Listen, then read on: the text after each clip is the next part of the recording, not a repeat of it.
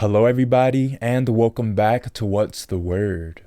Today is Monday, March 1st, 2021, and today the word comes from Habakkuk 2, verse 3, which reads, "For the vision is yet for the appointed time. It hurries toward the goal of fulfillment. It will not fail. Even though it delays or tarries, wait for it, because it will certainly come. It will not delay." And from that, I want to say, trust in God's perfect timing. All of God's revelation or his provision comes exactly when you need it. The last sentence may seem a bit of a contradiction, saying even though it delays, it will not delay. But that's because of what timing really is. There's Kairos time, which is God's time, and there's Chronos time, which is human time. Even though the things you're looking for might seem like they're taking a while in your time, God's timing is always perfect, and it's not the same as our time. So even if things seem like they're delaying, trust it will come at the right time. In scoreboard watching for Georgetown, on Saturday, they defeated DePaul 68-60. For the second consecutive game, Georgetown had more turnovers than successful field goals in the first half, as they committed 10 miscues but only made 7 shots from the floor. After the Blue Demons opened the second half with a three-pointer to cut their deficit to 1, the Hoyas went on an 18-0 run, ensuring they'd lead by double digits for virtually the remainder of the game. That is, until DePaul's Charlie Moore converted a layup with 19 seconds left. The victory was Georgetown's 6th in the Big East and helped them surpass their conference win total from last season. Free throw shooting provided the difference, as the Hoyas made 19 of their 22 attempts, while their opponent only made 9 of 10. Next up for Georgetown, their penultimate game will be on Tuesday as they host Xavier at 7 p.m. As for Maryland, they were in action yesterday, defeating Michigan State 73-55. Defense, three-point shooting, and free throws. It sounds a little bit obvious, but all season long, those three factors have been behind whether or not Maryland came away with the victory. And this game was no different. The Terps got out to an 11-0 lead, knocking down their first three-pointers of the game. Meanwhile, on the other end of the floor, they kept Michigan State out of the paint, forcing them to settle for outside jumpers, which the Spartans went 0-5 on during that span. Both teams knocked down 8 threes on the afternoon, but for Michigan State, that came on 28 attempts, or 28%, while the Terps shot 50% from distance. Maryland also capitalized on the Spartans' handsiness as they converted 23 of their 24 free throws. Eric Ayala led the way with 22 points, but it was Aaron Wiggins who punctuated the game with this emphatic dunk. To postpone and cancel in a situation where they can't affect the game. What about that? Aaron Wiggins. Now, I would hype this up and say it was a 360, but if you look at it closely, it was more of a 180. All in all, the Terps win their 5th consecutive game, and Maryland pulls even in conference play with a 9-9 record, 15-10 overall. Next up for the Terps, they will be in action on Wednesday at Northwestern at 9 p.m. In hockey, the Washington Capitals' week consisted of a 3-game winning streak which pulled them back into first place in the East Division. On Thursday, the Capitals defeated the Pittsburgh Penguins 5-2. The Capitals got off the schneid, scoring in the opening period for the first time in 3 contests, as Nicholas Backstrom put the Caps on the board first. After a scoreless second stanza, TJ Oshie extended Washington's lead with a Goal of the Year candidate, as he went to the curl and drag around the defender, fell to the ice, and somehow flipped the puck past Pittsburgh's Tristan Jarry with the poke check. The Penguins, however, wouldn't go away as they scored twice within the next 4 minutes, including a goal with the Capitals on the man advantage. Speaking of power plays, Washington went 1 of 3 on the night and gave up the aforementioned shorthanded goal, but they capitalized when it mattered most, as Tom Wilson put the team back in the lead with his 5-4 tally. The Caps would go on to add 2 empty net goals to put the game out of reach. The Capitals' penalty kill was successful all 4 times they went down a man, only allowing 4 shots on goal. And goaltender Vitek Vanacek made 26 saves on 28 shots, including making these big stops. And the save moments ago, right on the doorstep, the kick out, and watch the save and recover.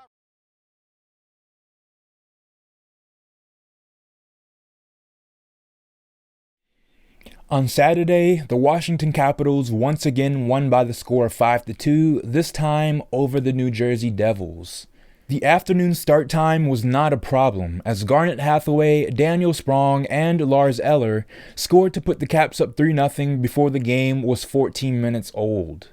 However, Washington seemingly fell asleep at the wheel as they only mustered 9 shots on goal after the opening period of play, and they allowed New Jersey to find life with 2 goals of their own. Only leading by 1, the Capitals resurrected in the third period, as Jacob Vrana sped his way through the defense and fired past the goalie with ease. Nick Dowd would go on to add an empty net goal to silence any doubt. Washington's power play was 0 of 2 for the game without registering a single shot on goal. As for their penalty kill, they were 2 of 3, but they did allow a goal 7 seconds into the first penalty that they took. Vitek Vanacek in goal stopped 22 of the 24 shots he faced. The Capitals were back in action yesterday, completing their 2-game set with the New Jersey Devils, winning by a score of 3-2. Washington was winless in their first 5 afternoon games of the season, but they've now improved their record to 3-3-2, with all their wins coming courtesy of the New Jersey Devils. The Capitals got off to a quick start, but it was still New Jersey who found the back of the net first. The Capitals were able to tie the game in the opening period thanks to a nice set play off the faceoff where Brendan Dillon lobbed the puck up the ice, Tom Wilson kept the play on side, and Jacob Vrana once again used his killer speed to get past everybody, fire the shot, and pounce on the rebound. The goal was Vrana's second in as many games, his 7th of the season, and a birthday gift to himself as he also recorded an assist on the day he turned 25 years old. Nicklas Backstrom gave Washington the lead in the second period, but it was short-lived as the Devils evened the score less than a minute afterwards. The frustration of the period boiled over as we even saw fisticuffs with Brendan Dillon and Nathan Bastian dropping their gloves. He catches them 3 or 4 times, Joe, but Bastian with that he got his gloves off late. He's throwing some punches here. There's Bastian with a right. We also saw the toll that bare knuckle punching someone's helmet will take on your fist. The excitement of the second period wasn't over there, as Alex Ovechkin broke out of his drought with the goal that eventually stood as the game winner. The goal was Ovi's 7th of the season, but just his 2nd in the last 10 games. Ilya Samsonov was back in net, making his 3rd start of the season and just his 1st since January 17th, as he dealt with a lengthy COVID absence followed by the need for a conditioning stint. Samsonov played a pretty shaky game as he allowed a goal on just the 2nd shot he faced, though there was a slight deflection off his own defenseman, which makes plays like that harder. His 2nd goal allowed wasn't the toughest to stop either, but it still found its way to the back of the net. Overall, Samsonov stopped 19 of the 21 shots he faced and got help courtesy of John Carlson's backside in the game's final moments. Next up for the Capitals, they will travel to face the Boston Bruins Wednesday at 7 p.m. On the hardwood, the Washington Wizards had the opportunity to make D.C. and Maryland teams perfect for the weekend, and they got that off to a good start on Thursday as they defeated the Denver Nuggets 112-110. Bradley Beal dropped 33 points on 10 of 19 shooting, going 2 of 5 from 3 and knocking down all 11 of his free throw attempts. He'd also add 4 assists, 4 rebounds, and only 2 turnovers. As for Rui Hachimura, he had his best scoring game of the season, dropping 20 points on 9 of 16 shooting, going 1 of 4 from beyond the arc, but the 1-3 did come in clutch time in the 4th quarter. Russell Westbrook had a triple-double with 16 points on 6 of 17 shooting, 1 of 3 from 3, and 3 of 4 at the free throw line. The triple-double came with 10 assists, 10 rebounds, and he added 3 steals and, of course, 5 turnovers. The triple-double at the time was Russell Westbrook's 9th of the season, and it tied Darrell Walker's Wizards Bullets single-season franchise record. Raul Neto added a real spark off the bench as he dropped 15 points on 50% shooting, going 5 of 10 from the floor, 1 of 3 from beyond the arc, and 4 of 4 at the free throw line. He'd also chip in 4 assists and a career-high 5 steals, including this tremendous effort play. Tipped by Neto. He's going to try to race down and save it. He does. Reestablishes himself in play, and Troy Brown Jr. Nikola Jokic had 24 points for Denver on 50% shooting, 9 of 18, adding 11 rebounds and 7 assists. But the real output came from Jamal Murray, as he dropped 34 points on 12 of 23 shooting, 6 of 11 from 3, and 4 of 5 at the free throw line. But more on Jamal Murray in just a second. For as good as the Wizards played, the game still came down to the final possession. On the Wizards' end, Raul Neto missed the layup, which Nikola Jokic rebounded and sprung the fast break for Jamal Murray, who stopped at the three-point line and passed to Facu Campazzo, who missed the game-winning three at the buzzer. A lot of people were wondering why Jamal Murray passed up the shot, as he was shooting 55% from three in the game, and of course that's Jamal Murray's shot. But if you can see from this still right here, one, the Nuggets had 2 timeouts, which they didn't call, and everybody stopped at the three-point line. Michael Porter Jr. was ahead of the play, and he could have ran to the rim, but instead he faded to the three-point line, and as you can see, everybody else faded to the three-point line. What I really liked out of this game for the Wizards is that they forced 20 turnovers from Denver after they only had 1 turnover 2 nights before on Tuesday when they faced the Portland Trail Blazers. The Wizards kept the momentum going on Saturday, defeating the Minnesota Timberwolves 128-112. Bradley Beal had 34 points, half of that coming in the third quarter alone, as he had 17 on 6 of 8 shooting. Overall, he was 12 of 23 on the night, 2 of 6 from distance, and perfect at the free throw line, knocking down all 8 of his attempts. He'd also add 8 rebounds, 6 assists, and only 3 turnovers. As for Russell Westbrook, he was inefficient, of course, 19 points on 19 shots, missing both of his threes and struggling at the free throw line, going 5 of 10. But he had the triple-double with 14 rebounds and 12 assists. He'd also add 2 steals and 5 turnovers, of course. The triple-double was Russell Westbrook's 10th of the season, which is the Wizards' new franchise record for a single season, and it was his 46th career triple-double through only 3 quarters of play. And over the last 25 seasons, he's by far in first place, with James Harden coming in second with only 13 such games.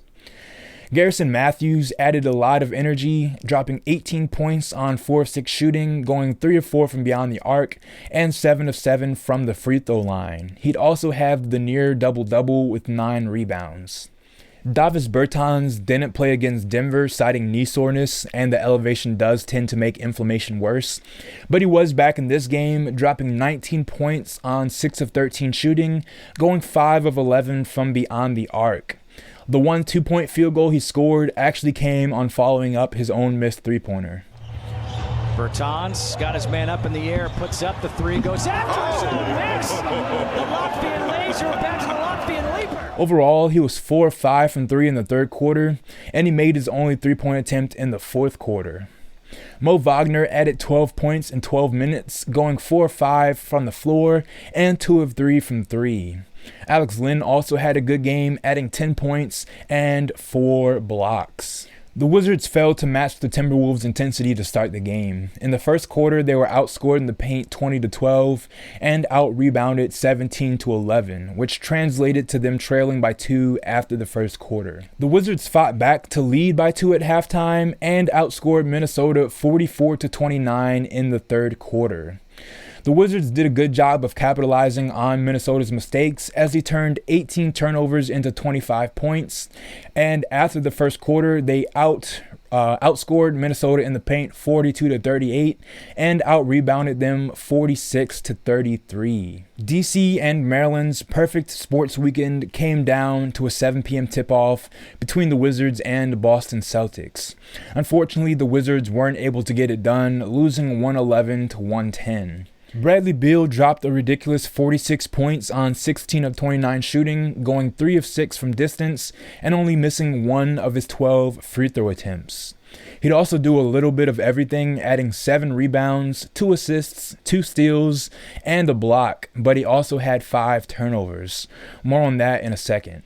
Russell Westbrook added 24 points on 10 of 22 shooting, and he went 1 of 5 from 3. The 1 3 he did make came in the final couple minutes of the game, and it was one of those shots where you're mad that he takes it, and then after he makes it, you're happy, and you act like you were happy all along. But then he had another 3 later in those final couple minutes, which really left us all scratching our heads. He went 3 of 4 from the free throw line and added 11 rebounds for the double-double, but he fell short of the triple-double with only 5 assists. And his turnover to assist ratio was terrible, as he had 5 turnovers. That really speaks to the team as a whole, as they didn't really do a good job of moving the ball or making shots, as they only accounted for 16 assists, but they totaled 14 turnovers.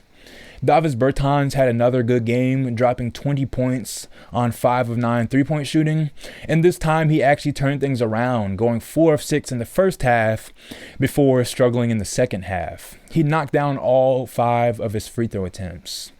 Robin Lopez was the last player for the Wizards in double figures with only 10 points. Nobody else for the Wizards scored more than 4. Mo Wagner, who played 13 minutes, Garrison Matthews, who played 16 minutes, Isak Bonga, who also played 16 minutes, and Deni Avdia, who played 7 minutes, combined for 0 points, all on 3-point shots, as they went a combined 0 of 11 from distance. Obviously, in the flow of the game, that dictates what type of shots you take, but these weren't great shots, especially for Mo Wagner. He went 2 of 3 last game against Minnesota, but you don't really want your center taking his only shots from distance. Garrison Matthews, kind of excused. He adds most of his damage from 3, if not getting to the free throw line.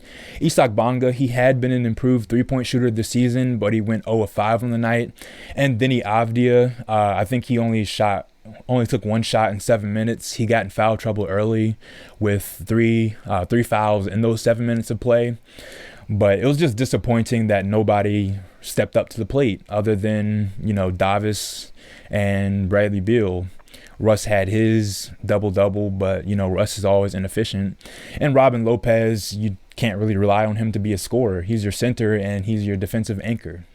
The Wizards only trailed by 11 in this game, but they rallied back to take their first lead with 10 minutes remaining in the fourth quarter. They grew their lead to as much as 8 with 2 minutes and 56 seconds remaining, but that lead was whittled down to 5 with only 40 seconds to go. And for as much as the Wizards fought back into this game, they really failed in late game execution. And I won't blame Bradley Beal, but as the leader, you got to take a little bit of course, you try to deflect the responsibility when the team is doing great, and you got to accept that accountability when the team fails of late. And that's kind of what happened in this game. Bradley Beal slipped and turned the ball over on the baseline with 12.4 seconds remaining. But what he did on the inbounds play was wait for the foul. So Jason Tatum's last score came with 15 seconds remaining.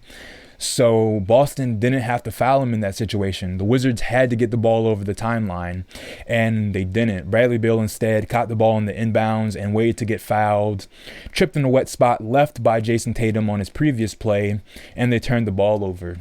Still after that, the game wasn't over, as the Wizards had another opportunity on their final possession, and on the inbounds play, they drew up a play. Bradley Beal had the ball in the corner just under the 3-point line, but he was double teamed, and that means somebody had to be open, but nobody cut to the rim. And it really reminded me of the Denver Nuggets' lack of late game execution. Without Jaylen Brown, the Celtics had to rely on Jason Tatum, who didn't play a great game against the Wizards last time. He only had 6 points back on Valentine's Day, but he rebounded for 31 in this game. He did that on 12 of 22 shooting, but struggling from 3 as he only knocked down 3 of his 10 attempts. With all that said, he did come in clutch in the final minutes of the game, scoring Boston's last 8 points of the game, and 6 of those came on layups, so the Wizards didn't do a great job of making things tough on him. The one shot came with 15 seconds remaining. He fell to the ground and left the sweat spot, which Bradley Beal tripped on. And then he scored the final points of the game with 4.7 seconds remaining. Tough loss for the Wizards, but they have a chance to redeem themselves on Tuesday as they take on the Memphis Grizzlies at 7 p.m. The last bit of scoreboard watching comes out of baseball as spring training got underway yesterday. I'm not really going to get into all the details because it's just spring training, but for the Washington Nationals, they tied with the St. Louis Cardinals at 4, and the Baltimore Orioles lost to the Pittsburgh Pirates 6-4. Though there was some good news out of that game, as Trey Mancini recorded a single in his first at-bat after undergoing colon cancer treatment in 2020, so that was a great thing to see. There's still over a month until real baseball starts, so I'm going to save scoreboard watching until then. Last but not least, the reported news coming out of the Washington football team is that they will release Alex Smith either today or tomorrow. This comes with Ron Rivera returning back to the team after his vacation, so you can expect a few roster moves to start happening now. But I reported last week that they could save more money if they waited until June 1st, but they can always use the designation for post-June 1st cuts, and this way, even with how things are ending between him and the team, it still shows that they have some respect for him. They allow him to go out and test the market, find a team before, the NFL draft and before free agency starts. So good for him and good for the Washington football team. But that is all I have for today. Thank you for tuning in. God bless.